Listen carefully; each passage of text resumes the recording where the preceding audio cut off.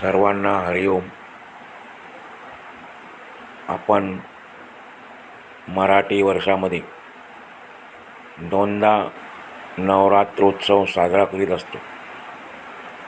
पहिला म्हणजे वर्षाच्या सुरुवातीला चैत्र शुक्ल प्रतिपदा किंवा चैत्र शुद्ध प्रतिपदा ते चैत्र शुक्ल नवमीपर्यंत, म्हणजेच गुढीपाडवा ते रामनवमीपर्यंत जे 9 दिवस असतात ते नवरात्रोत्सव म्हणून मानले जातात.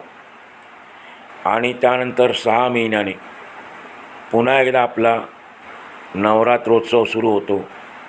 तो म्हणजे अश्विन शुक्ल प्रतिपदा, म्हणजे अश्विन शुद्ध प्रतिपदा ते अश्विन शुक्ल नवमीपर्यंत, म्हणजेच घटस्थापनेपासून नवमीपर्यंतचा जो 9 दिवसाचा कालावधी आहे तो नवरात्रोत्सव म्हणून ठिकठिकाणी साजरा केला जातो.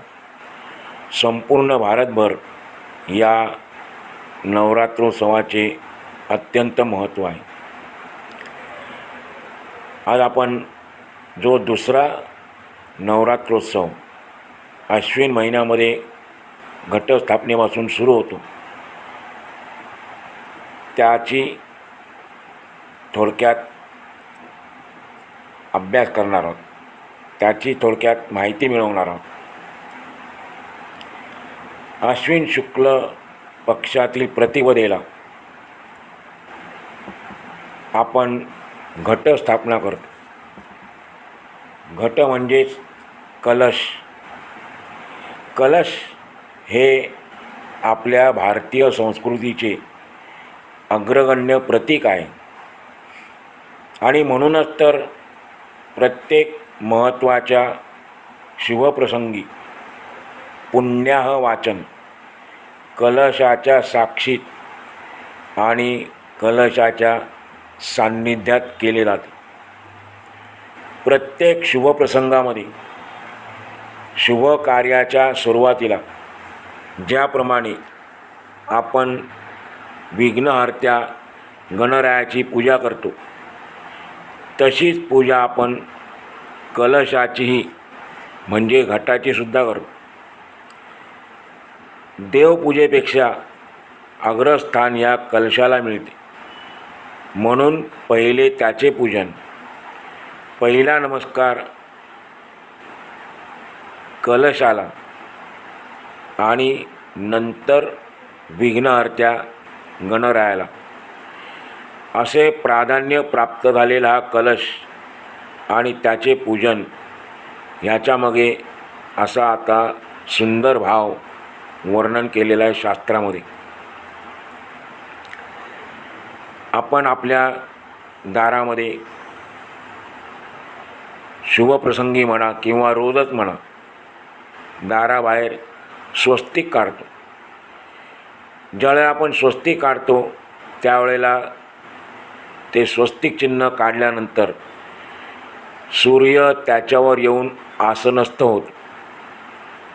स्वस्तिक चिन्ह काढल्यानंतर सूर्य त्याच्यावर येऊन आसनस्थ होतो. त्याचप्रमाणे कलश सजवल्यानंतर वरुण देव त्याच्यामध्ये येऊन विराजमान होतो. जो संबंध कमळ आणि सूर्याचा आहे तोच संबंध कलश आणि वरुणाचा आहे. वास्तविक आपण विचार केला तर त्या घटामध्ये, त्या कलशामध्ये जे पाणी भरलेले असते ते आपण रोज वापरतो, ते साधे पाणीच असते. पण कलशाच्या स्थापनेनंतर त्याचे पूजन केल्यानंतर ते पाणी सामान्य न राहता दिव्य बनते, ओजस्वी बनते, तेजस्वी बनते. कलशाच्या स्थापनेनंतर ज्यावेळेला आपण त्याची पूजा करतो त्यावेळेला त्यातलं पाणी सामान्य राहत नाही, तर त्याला दिव्यता प्राप्त होते. ते पाणी तेजस्वी बनते, ओजमय बनते. आणि त्यावेळेला प्रार्थना करताना आपण म्हणत असतो की हे वरुण देवा, तुला नमस्कार करून मी तुझ्याजवळ येत आहे. यज्ञामध्ये आहुती देणारा तुझ्याकडे याचना करीत आहे की तू आमच्यावर राग धरू नकोस, आमचे आयुष्य कमी करू नकोस वगैरे वैदिक दिव्य मंत्रांनी भगवान वरुणाचे आवाहन करून त्याची प्रस्थापना करण्यात येते. प्राणप्रतिष्ठा वेगळी आणि प्रस्थापना वेगळी. भगवंताच्या मूर्तीची प्राणप्रतिष्ठा केली जाते. आपण इथे पाहिलं की कलशामध्ये पाणी घातल्यानंतर वरुण देवाची प्रार्थना केली जाते आणि त्याला आवाहन करून त्याची प्रस्थापना केली जाते. आणि मग अशा दिव्य बनल्यानंतर, तेजस्वी बनल्यानंतर त्या पाण्याचा अंगावर अभिषेक करून रक्षणासाठी प्रार्थना केली जाते. कलश पूजेच्या वेळचे प्रार्थनेचे श्लोक देखील अत्यंत भावपूर्ण आहेत. काही श्लोक संस्कृत आहेत, आपण बघूया ते श्लोक काय सांगतात. कलशस्य मुखे विष्णुः कंठे रुद्र समाश्रितः मूले तत्र स्थितो ब्रह्मा मध्ये मातृगणा स्मृताः कुक्षौ तु सागराः सर्वे सप्तद्वीपा वसुंधरा ऋग्वेदोऽथ यजुर्वेदः सामवेदो ह्यथर्वणः अंगैश्च सहितः सर्वे कलशं तु समाश्रितः अत्र गायत्री सावित्री शांतिपुष्टि करी तथा आयान्तु मम शान्त्यर्थं दुरितक्षयकारकः सर्वे समुद्राः सरितः तीर्थानि जलदा नदः आयान्तु मम शान्त्यर्थं दुरितक्षयकारकः. या श्लोकांचा थोडक्यात अर्थ असा आहे की आपल्या ऋषीमुनींनी पाण्याच्या लहानशा घड्यामध्ये, कलशामध्ये सर्वच देव, वेद, समुद्र, नद्या, गायत्री, सावित्री वगैरेंची प्रस्थापना करून पापक्षय आणि शांतीच्या भावनेने सर्वांना एकाच प्रतीकात आणून, म्हणजे सर्वांना या कलशाच्या प्रतीकामध्ये आणून मानवी जीवनामध्ये समन्वय साधला आणि अशा रीतीने बिंदूमध्ये सिंधूचे दर्शन घडवून दिले. आपल्याला बिंदूमध्ये सिंधूचे दर्शन घडवून दिले. आपण जर कलशाला व्यापक केले म्हणजे तो कुंभ बनतो. नव्या घरामध्ये प्रवेश करण्यापूर्वी कुंभ ठेवण्याची प्रथा आहे. जलपूर्ण म्हणजे पाण्याने भरलेल्या कुंभाप्रमाणे घरही भावपूर्ण आणि नवपल्लवित राहावे अशी मंगल कामना तो कुंभ ठेवण्यामागे आहे. त्यानंतर आपण नुसता कलश नाही ठेवत पाणी भरून, तर त्यावर श्रीफळ म्हणजे नारळ ठेवल्याने त्याची शोभा द्विगुणित होते. एखाद्या श्रेष्ठ व्यक्तीच्या आगमनाच्या वेळी,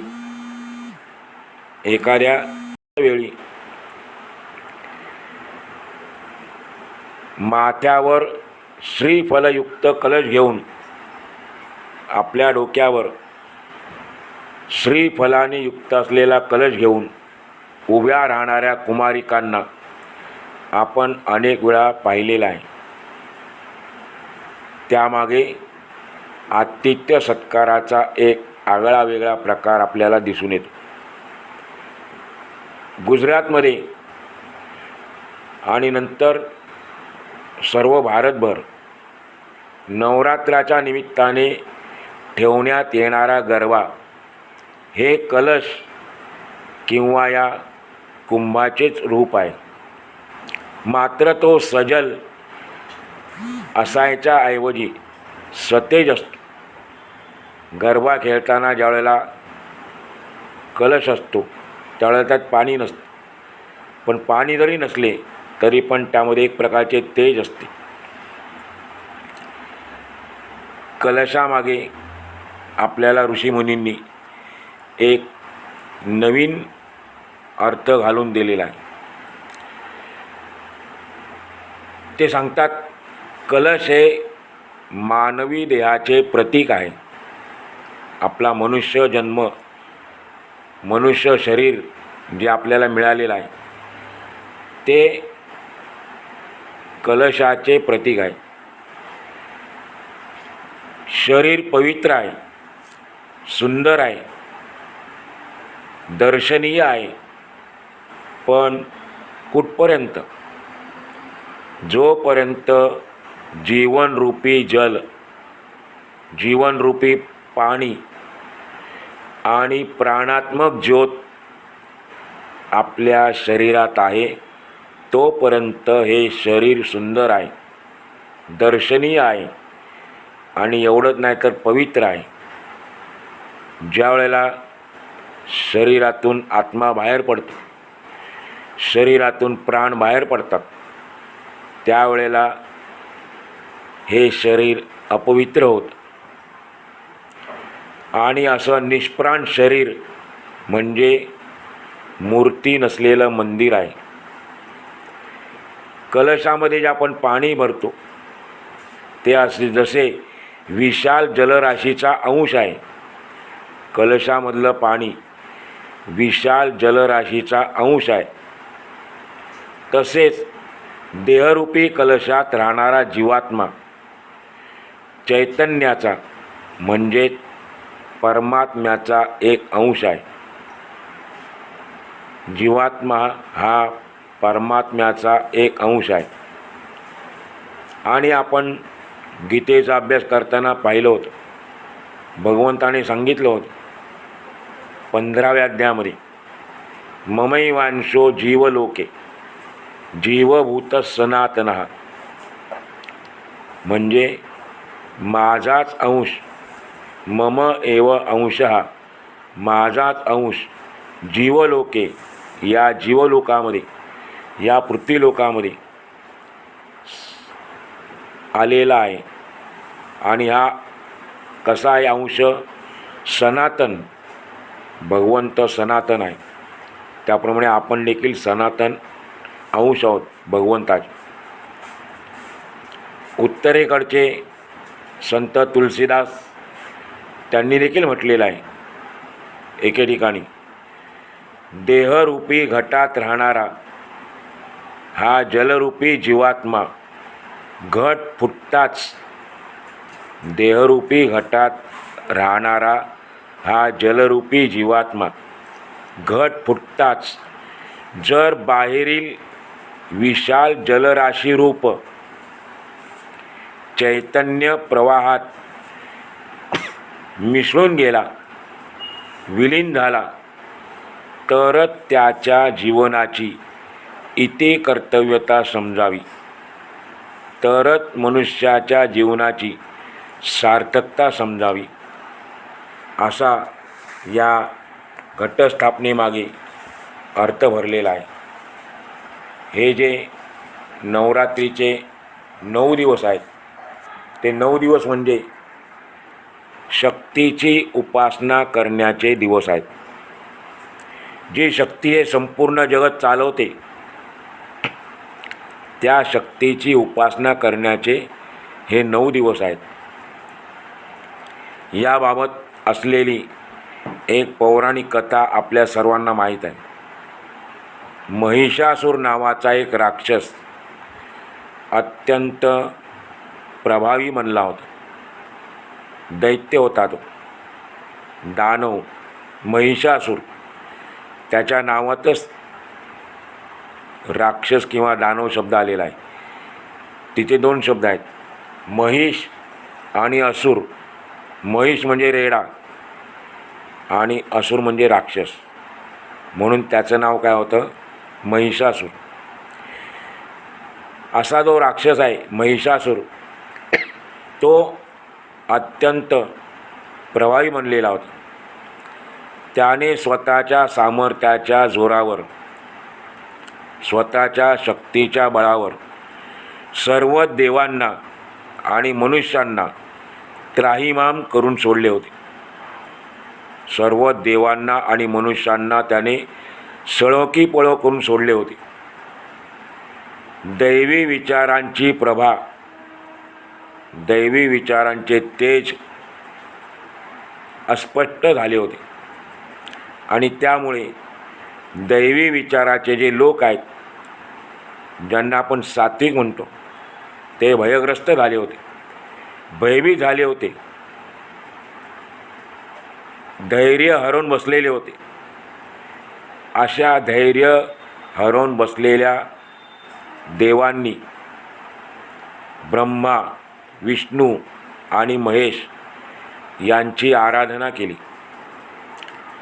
देवांच्या प्रार्थनेने प्रसन्न झालेल्या या आद्य देवांना, आद्य देव कोण आहेत, ब्रह्मा, विष्णू आणि महेश.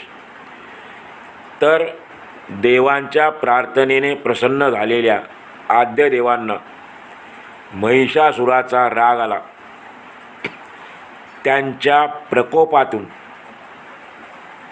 त्या आद्य देवांच्या प्रकोपातून एक दैवी शक्ती निर्माण झाली.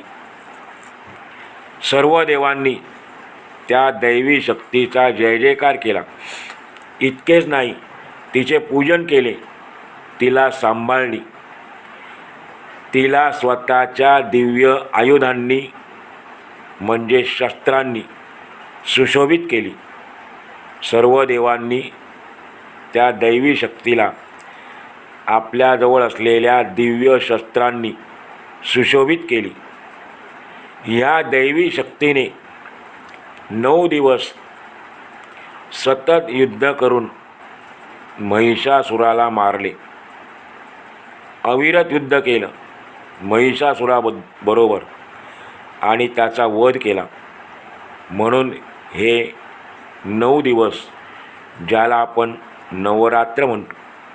नवरात्र म्हणजे काय, नव म्हणजे 9, संस्कृत शब्द आहे तो, संस्कृत संख्या आहे. नव म्हणजे 9 आणि रात्र म्हणजे रात्र.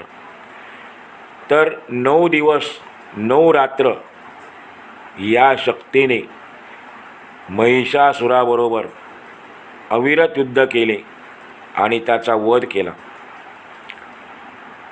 आसुरी वृत्तीला दाबून जी महिषासुरामध्ये वृत्ती होती, राक्षसी वृत्ती होती, आसुरी वृत्ती होती, त्या वृत्तीला दाबून दैवी शक्तीची पुन्हा प्रार्थना करून देवांना अभय दिले. ही दैवी शक्ती तीच आपली जगदंबा. आणि म्हणून सुरुवातीला आपण पाहिलं की संपूर्ण जग चालवणारी जी शक्ती आहे, त्या शक्तीची उपासना करण्याचे दिवस म्हणजेच जगदंबेच्या उपासनेचे दिवस. जगदंबा शब्द देखील संस्कृत आहे. त्यामध्ये 2 शब्द आहेत, जगत, जगत अधिक अंबा. जगत त अर्धा आणि अंबा. अंबा म्हणजे आई, जगत म्हणजे जग.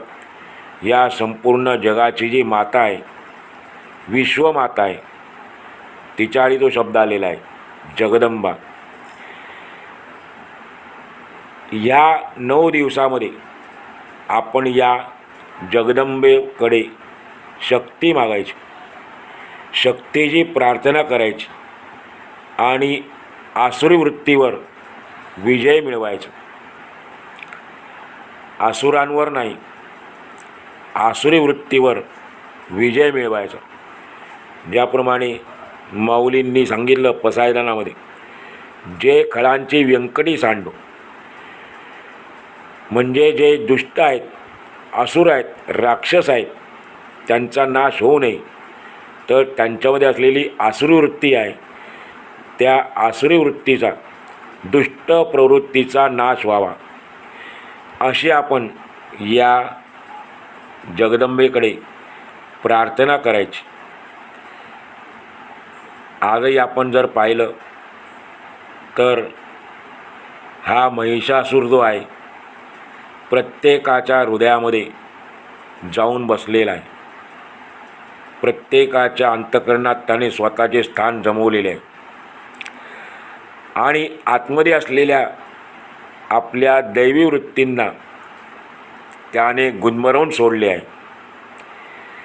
ह्या महिषासुराच्या मायेला आपण ओळखले पाहिजे. तिच्या आसुरी जुलमापासून, या मायेच्या आसुरी अन्यायापासून मुक्त होण्यासाठी आवश्यकता आहे ती दैवी शक्तीच्या आराधनेची. आपल्याला जर या महिषासुराच्या मायेपासून, तिच्या जुलमापासून जर मुक्त व्हायचं असेल तर दैवी शक्तीची आराधना केली पाहिजे, या शक्तीची उपासना केली पाहिजे. 9च्या 9 दिवस अखंड दीप तेवत ठेवून आई जगदंबेची पूजा करून तिच्यापासून शक्ती प्राप्त करण्याचे दिवस म्हणजे नवरात्राचे दिवस. आपली एक भ्रांत समजूत आहे, चुकीची समजूत आहे की असुर म्हणजे आपण पाहिलं राक्षस. आपली काय चुकीची समजूत आहे राक्षसांबद्दल. राक्षस कोणाला म्हणतो आपण? अर्थात लहान असताना असं वर्णन केलं गेलं होतं की राक्षस म्हणजे मोठ्या दातांचे, मोठ्या नखांचे, लांब लांब केसांचे, मोठे डोळे असलेले कोणी भयंकर असतात, ते राक्षस. पण ही समजूत जी आहे ती चुकीची आहे. आपण जर त्या शब्दाकडे गेलो, त्या शब्दांचा अर्थ पाहिला, तर आपल्या लक्षात येईल असुरचा अर्थ काय. वास्तव पाहायला गेलं, खरं पाहायला गेलं, आपण जर त्या शब्दाकडे पाहिलं अर्थाच्या रूपाने, तर प्रत्येक शब्द आपल्याला त्याचा अर्थ सांगत असतो. प्रत्येक शब्दामध्ये जो अर्थ दडलेला आहे तो शब्दच आपल्याला सांगत असतो की त्याचा अर्थ काय. असुर शब्दाचा अर्थ आहे असुषु रमन्ते इति असुराः. असुषु रमन्ते इति असुराः म्हणजे जे स्वतःमध्येच रममाण होतात, भोगातच रममाण होतात, विषय सुखामध्ये रंगून गेलेले आहेत, त्यांना म्हटलेलं आहे असुर. आणि महिष शब्दार्थ आपण पाहिलात, महिष म्हणजे रेडा. त्या दृष्टीने पाहता रेड्याची वृत्ती बाळगणारा जो आहे तो महिषासूर, त्याला म्हणायचं महिषासूर. पुराणातल्या कथेप्रमाणे तो महिषासूर होऊन गेला की नाही आपल्याला ते सांगता येणार नाही. परंतु जे महिषाच्या, रेड्याच्या वृत्तीने वागतात त्यांना म्हटलेला आहे महिषासूर. हा रेडा जो असतो तो नेहमी स्वतःचे सुख पाहतो, स्वतःचाच विचार करतो, भोगामध्येच रमलेला असतो. आणि म्हणून अशा प्रकारची जी वृत्ती आहे, रेड्याची वृत्ती, स्वतःपुरतं पाहण्याची वृत्ती, स्वार्थी वृत्ती आपल्या समाजामध्ये दिवसेंदिवस पसरत चाललेली आहे आणि त्याचा परिणाम संपूर्ण समाज स्वार्थी बनलेला आहे, प्रेमविरहित बनलेला आहे आणि भावशून्य बनलेला आहे. आपल्याला एकमेकांबद्दल भाव नाही राहिला, प्रेम राहिलं नाही. आणि म्हणून या महिषासुराच्या नाकात वेसण घालण्याआधी आईजवळ सामर्थ्य मागण्याचे दिवस म्हणजे नवरात्राचे दिवस. कोणत्या महिषासुराच्या नाकात व्यसन घालायचे ते आपण आत्ता पाहिलं. जे स्वार्थी लोक आहेत, भावशून्य जीवन जगतात, ज्यांच्या आयुष्यातून प्रेम निघून गेलेलं आहे, अशा लोकांच्या नाकात व्यसन घालण्याआधी आईजवळ, जगदंबेजवळ शक्ती मागण्याचे दिवस म्हणजेच नवरात्राचे दिवस. आपल्या वेदांनीसुद्धा शक्तीच्या उपासनेला फारच महत्त्व दिलेले आहे. महाभारताचा अभ्यास केला तर आपल्या लक्षात येईल की महाभारताचे पानन बलोपासना आणि शौर्यपूजा यांनी भरलेले आहे. महर्षी व्यास, आचार्य भीष्म आणि स्वतः भगवान कृष्ण यांची सर्वच भाषणे तेज, ओज, शौर्य, पौरुष आणि पराक्रम यांनीच भरलेली आहेत. महर्षी व्यासांनीच पांडवांना शक्ती उपासनेचे महत्त्व समजाले होते.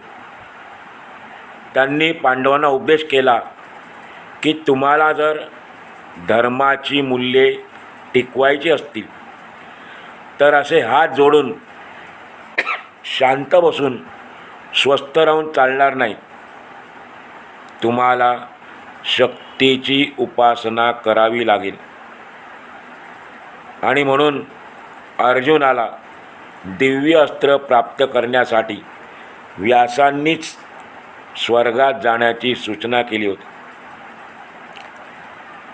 अनादी कालापासून, जेव्हापासून हे जगत निर्माण झालं तेव्हापासून सद्विचारांवर, दैवी विचारांवर आसुरी प्रवृत्ती मात करीत आलेली आहे आणि त्यामुळे दैवी विचाराचे लोक अडचणीत आलेले आहेत. पण ज्या वेळेला दैवी विचार अडचणीत आला त्या वेळेला देवानी भगवंताजवळ शक्ती मागितली आहे, सामर्थ्य मागितले आहे आणि त्या सामर्थ्याच्या जोरावर आसुरी प्रवृत्तीचा पराभव केला आहे. आपल्याजवळ केवळ सद्विचार असून चालणार नाही, ते पुरेसे नाही, तर त्यांचे रक्षण होणे देखील आवश्यक आहे. सद्विचारांचे रक्षण होणे देखील आवश्यकच आहे आणि त्यासाठी शक्तीची उपासना आवश्यक आहे. आपणही आळस झटकून शक्तीची उपासना सुरू केली पाहिजे. एक संस्कृत वाक्य आहे, संघे शक्ती कलयुगे, म्हणजे कलियुगामध्ये संघ शक्तीला महत्त्व आहे, एकत्र राहण्याला महत्त्व आहे, संघटनाला महत्त्व आहे. नवरात्राच्या दिवसात दैवी विचारांच्या लोकांची संघटना करण्याचा प्रयत्न केला पाहिजे.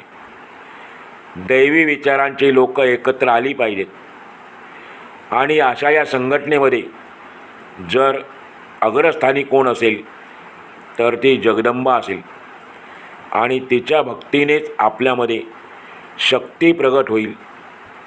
आणि हे सुचवण्यासाठीच नवरात्राच्या दिवसात गरबा किंवा रास यांच्या रूपामध्ये देवीच्या भोवती फिरण्याची प्रथा आहे.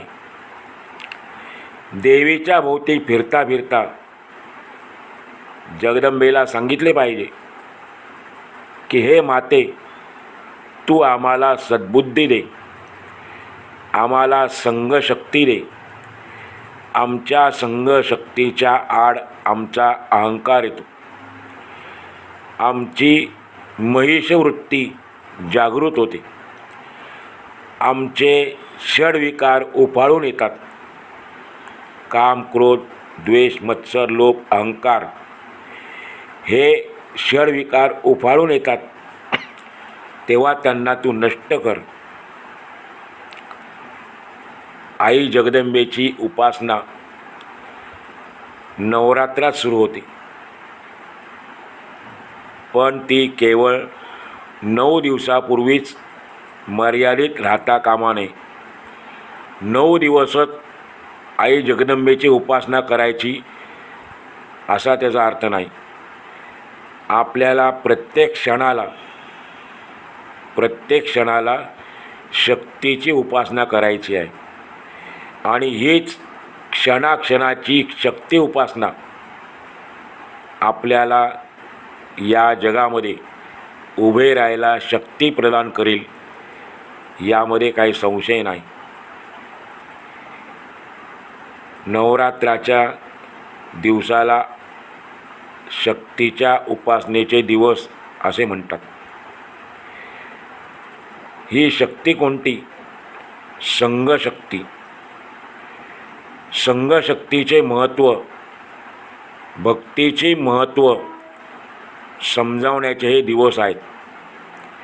आणि एकता याचे देखील महत्त्व समजावून सांगण्याचे दिवस आहेत. आपल्यामध्ये शक्ती असेल तर आपल्याला कोणी एकटे पाडू शकत नाही. आणि शक्तीची उपासना केल्यानंतर, जगदंबेची उपासना केल्यानंतर आणि तिचे पाठबळ आपल्या मागे असल्यानंतर मग आपल्याला कशाची कमी पडणार नाही. अशा या नवरात्राच्या काळामध्ये आपण शक्तिमातेची उपासना करतो. आपण या शक्तिमातेला वंदन करूया. सर्वमंगलमांगल्ये शिवे सर्वार्थसाधिके शरण्ये त्र्यंबके गौरी नारायणी नमोस्तुते. नमो देव्यै महादेव्यै शिवायै सततं नमः. नमः प्रकृत्यै भद्रायै नियता प्रणता स्मतां. हरि ओम.